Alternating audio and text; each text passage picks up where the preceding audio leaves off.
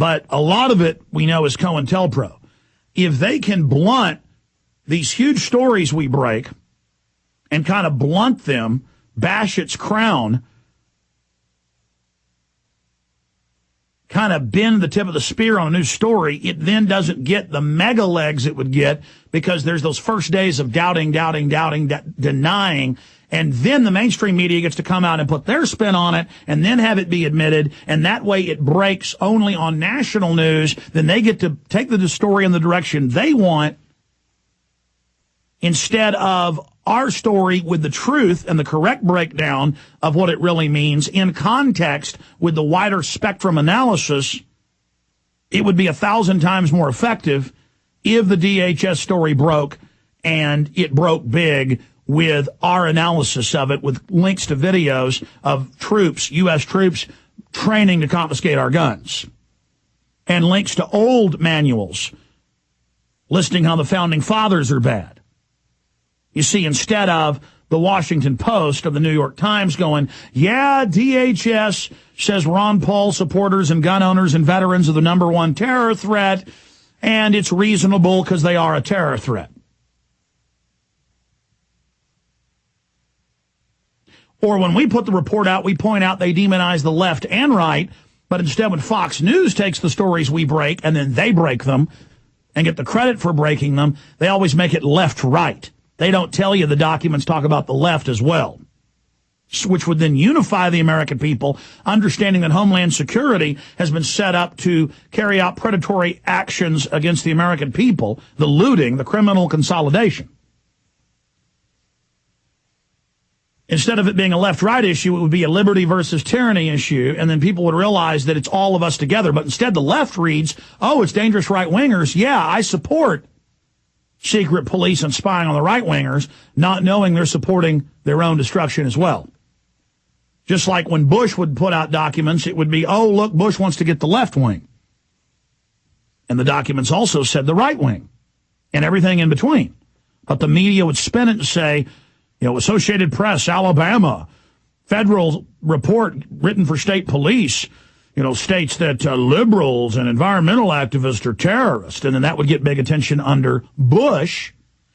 Notice the media would never talk about how Bush was going after conservatives because they wanted to re-cement that left-right paradigm. If a story is released and put out that way with that spin, it aids the New World Order. Do you understand how this works? It's really, I've more and more begun to understand, it's a form of political mathematics. I need to develop equations or graphic demonstrations of this to explain it, but you can almost see it like a seesaw on a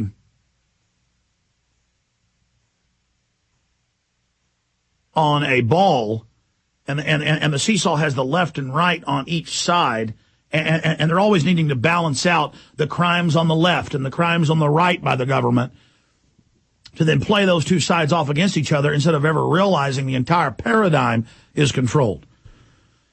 And I hope you understand what I'm saying. I know most of you do. I know it's Greek to some. The issue here is we put out stories as the government documents show, and the government documents always show a concerted effort against all free peoples on a planetary scale. The United States hijacked by offshore banks being used as an engine, a mechanism, an armada of tyranny against the planet, and no one is to be as enslaved as those in the heart of the Hessian military district known as the United States. And we are to pay for it. We are to bleed for it. We are to animate this army of darkness politically, the propaganda, the military, the financial tyranny. It is an army of darkness. No other way to describe it. A hell spawn, a hell force, a legion of death, a legion of lies, a legion of delusion. And all the predatory actions the globalists carry out against third world and old world and first world nations are all carried out and beta tested here and in the true heart of the system, Airstrip 1, Oceania's Britannia. Now that said, I need everybody to start their engines and everybody to chocks away to pull the chocks off the landing gear of these aircraft. I need you in the air, engaging the New World Order right now. I need your help with this story. And we need to not let the media make it a left-wing or right-wing issue. We need to explain this has been going on for a long time. It's now just out in the open. But there's not just that to deal with. That's the second hurdle I've got to deal with. It's not enough we break these stories. We then have hurdles, which is fine. That's to be expected. First hurdle is, this is a real story.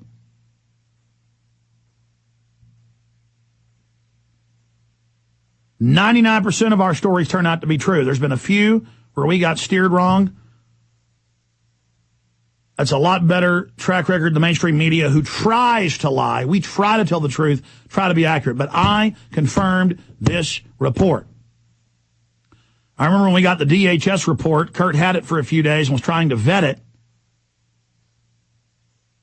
And I just said, why not call Homeland Security? And the FBI phone number's on it. And I called, and they said, yeah, that's our report. How did you get that? What officer gave it to you? What agent gave it to you? And I said, no, this was sent to me anonymously. Thank you for answering my questions. And I went down the line calling the watch commanders, calling the FBI, calling the phone numbers for law enforcement on it. And I called Kurt on that Sunday night, and I said, put it out.